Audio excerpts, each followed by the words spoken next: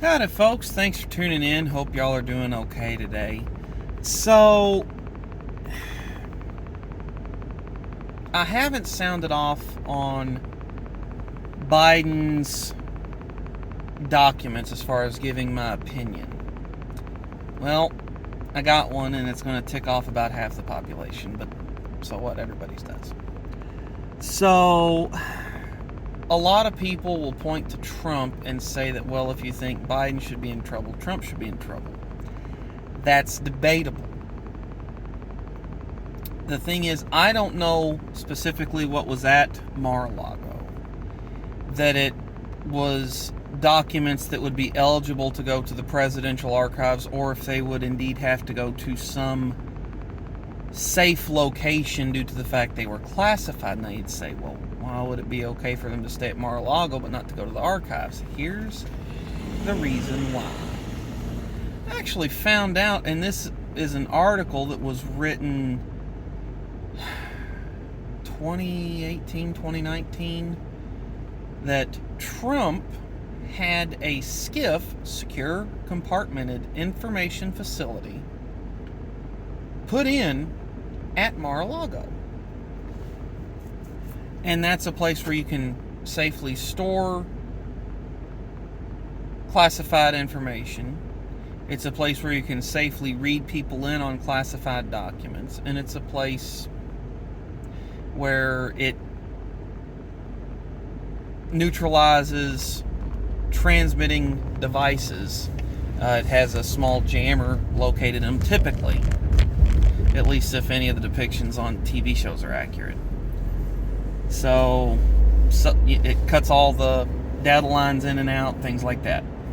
Well, anyway, Trump had that. Biden had documents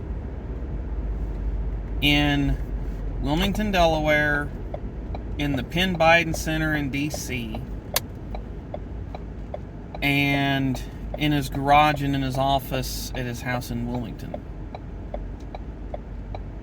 One of the things that was interesting about that is during Trump's presidency, he had the power to handle any classified document he wanted, and he had the power unilaterally to declassify any document he wanted. So he could have said, hey, I want to take these documents to Mar-a-Lago and review them on, operations or enemy technology, whatever things that he might have access to classified documents on as president. And he could have said, you know what, this doesn't need to be classified, so we're going to declassify it. So he might have had declassified documents. He might have had classified documents housed in his SCIF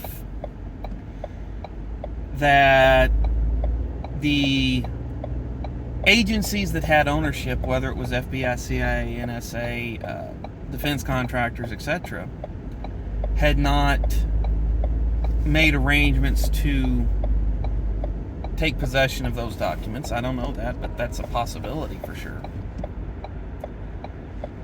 And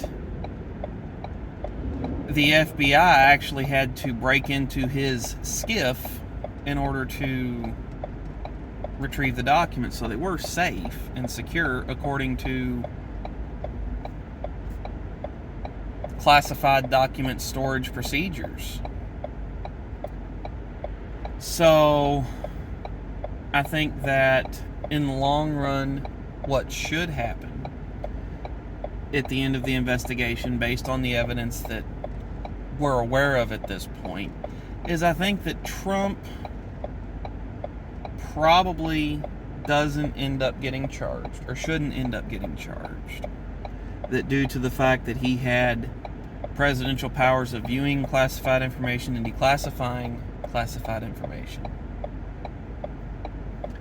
that he should not end up in any hot water, legally speaking. I think that Biden, considering that the documents that were found, some of them dated back to his years as a senator, when he wasn't sworn in as VP until January of 2009. So for at least 14 years, these documents have been hanging out in Biden's custody. if not longer. I think that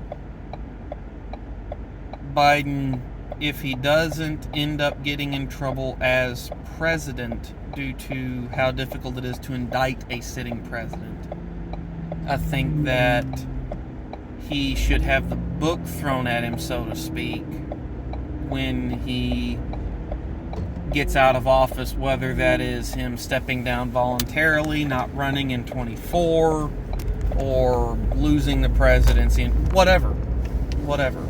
I think that he should get the book thrown at him for breach of protocol. And I also think that various agencies need to take a serious look at how many copies of classified documents are out there and who all has access to them and where they are moved to and from. I think that would be a great takeaway at the end of all this.